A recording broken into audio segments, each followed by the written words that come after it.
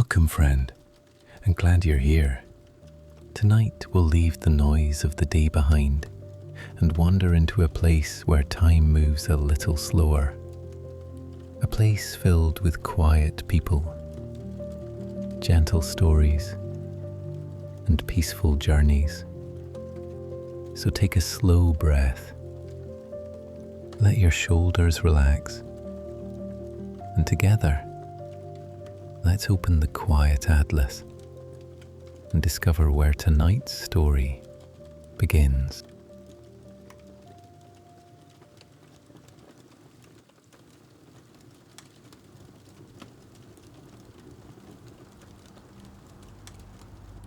There are some places that never appear on a map, not because they have been forgotten, but because they have never wished to be found. If you were to walk the same quiet street every evening, you would see nothing unusual. There would be an old tailor shop with faded lettering above the window, a small cafe with chairs stacked neatly inside after sunset, and a narrow brick building resting between them. Its windows would be dark. Its door would remain locked. Most people would pass without giving it a second thought. Yet, every so often, when the world has grown wonderfully still, something changes.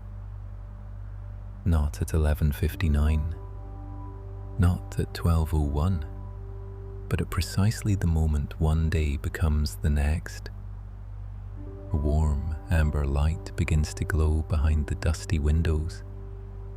The brass lantern beside the door wakes as though someone has just lit its flame. Inside, shelves stretch farther than they should, disappearing into a quiet, golden haze where thousands of books wait in perfect silence. No sign is hung outside, no invitation is written upon the door. And yet, from time to time, someone arrives. Not because they were searching for a library, but because somewhere deep inside, they had been searching for something else. No one remembers exactly how they found the street. Some recall following the sound of distant church bells. Others remember taking one wrong turn after another, until the familiar roads became unfamiliar. A few simply say they looked up from their thoughts, and there it was. Always waiting, always open, only at midnight. Those who enter rarely speak of what they found, not because they refuse, but because some places are too quiet for ordinary words. And perhaps some stories are meant to be discovered only by those who are ready to read them.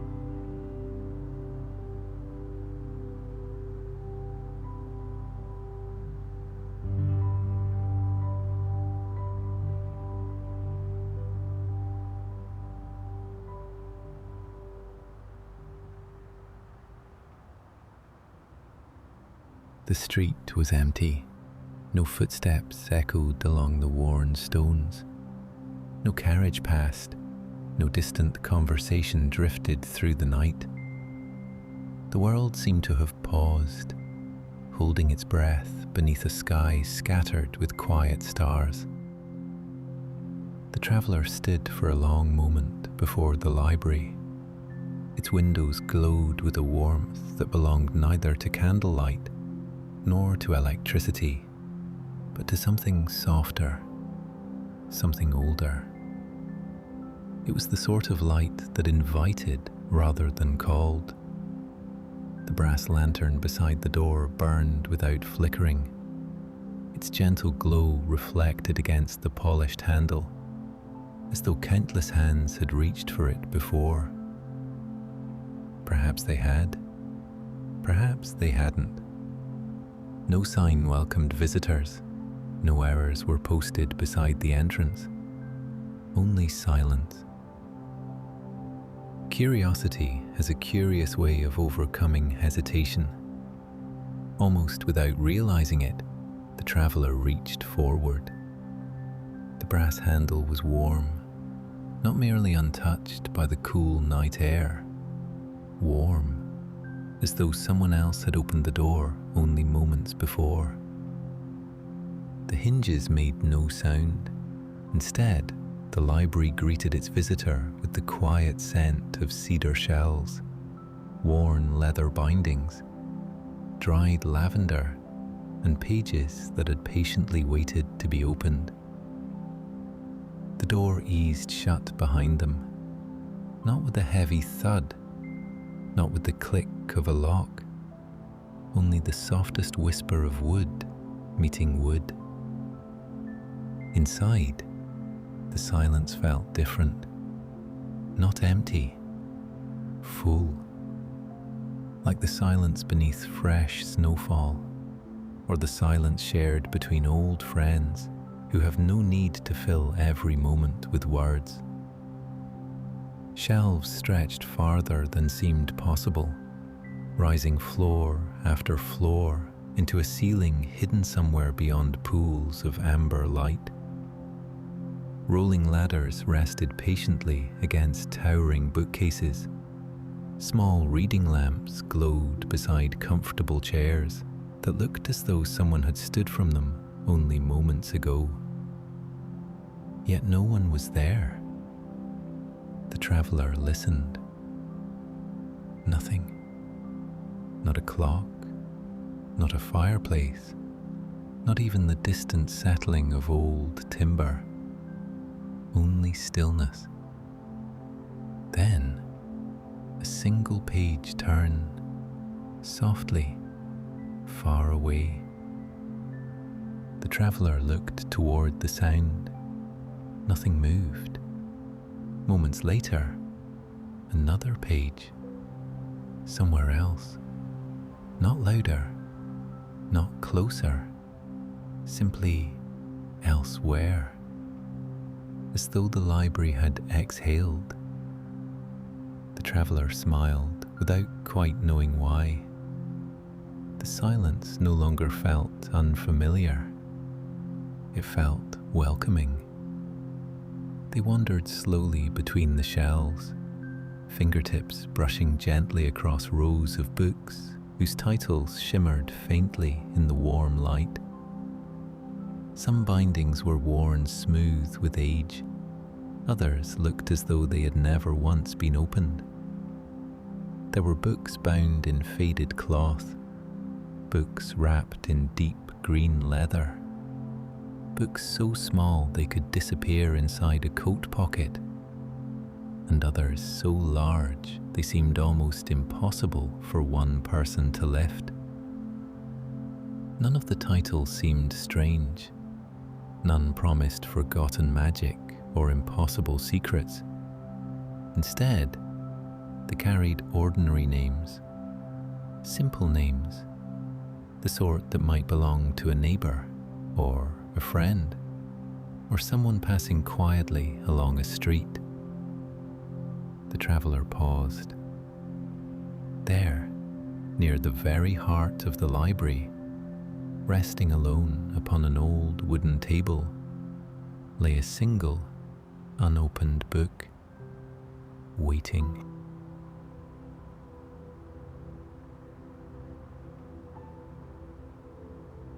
The table stood alone beneath a single hanging lamp.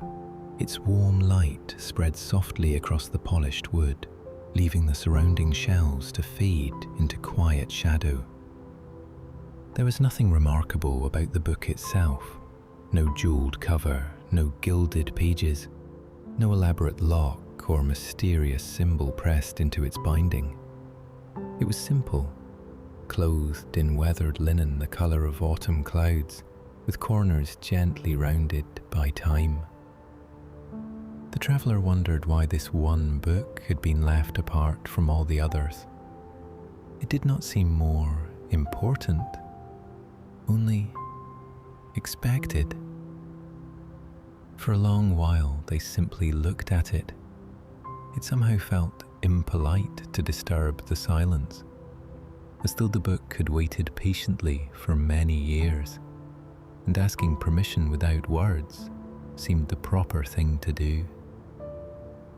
At last, gentle fingertips brushed against its cover. It was warm. It carried the quiet comfort of something familiar, though the traveller could not have said why. Slowly, the book was opened. The first page was blank. So was the second, then the third. Page after page revealed only empty paper, untouched by ink. The traveller smiled softly. Perhaps it was only an old notebook. But just as they began to close it, words appeared. One line, then another. Ink spreading gently across the page as though written by an invisible hand. The first sentence was simple. There are many ways a single life may unfold. The traveller turned the page. More words slowly emerged. Then, for the first time, the traveller noticed the title embossed upon the cover. Upon the faded linen, written in small golden letters, was a single name. Their own.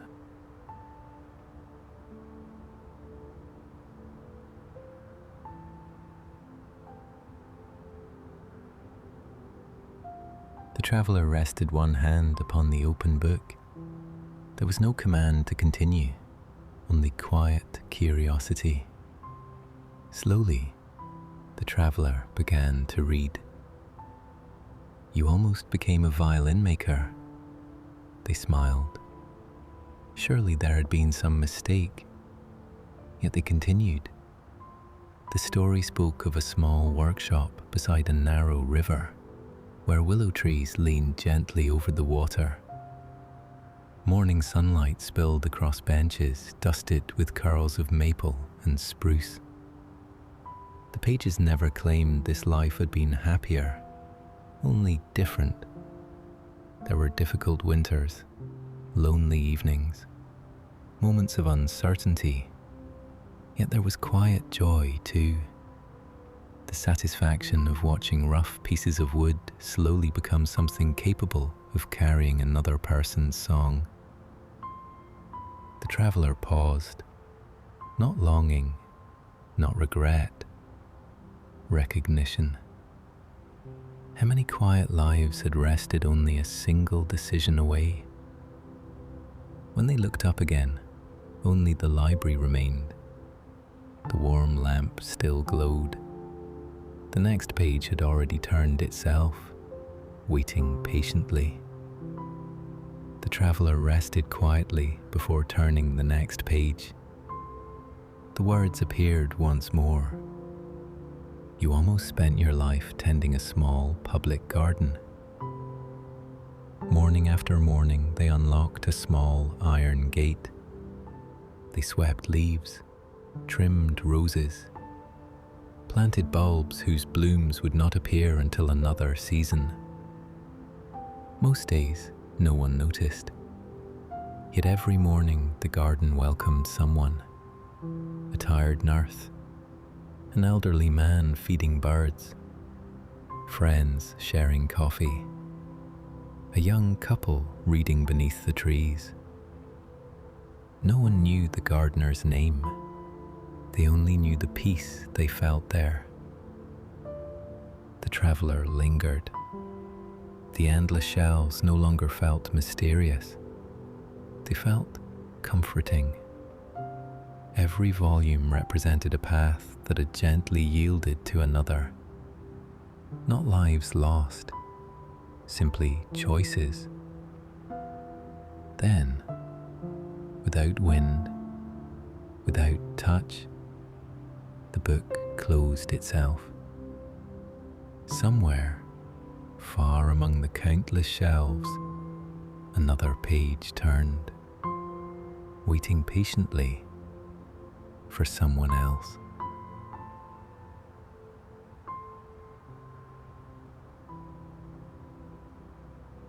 For a long while, The traveller remained seated.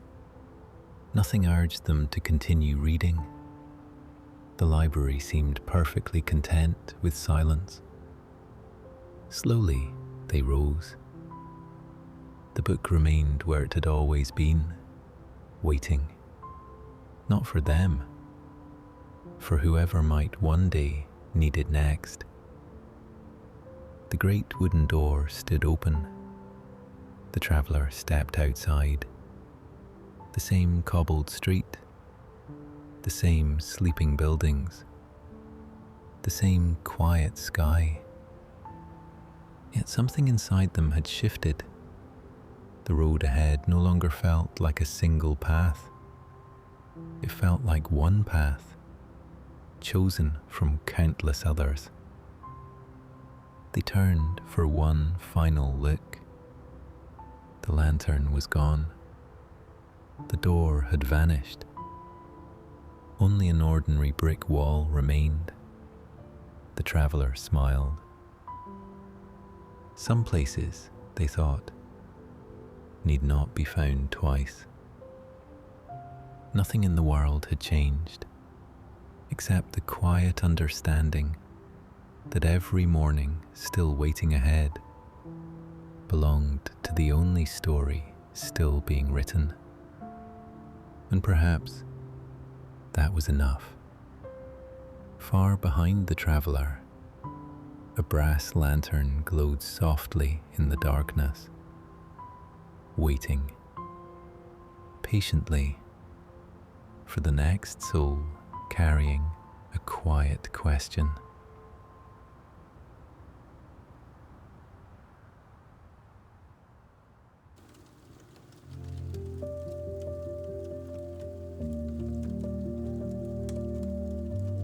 Thank you for joining me on tonight's journey. I hope this story brought you a little peace, a little hope, and a moment of quiet before sleep. If you'd like to return for another journey, I'd love to have you back.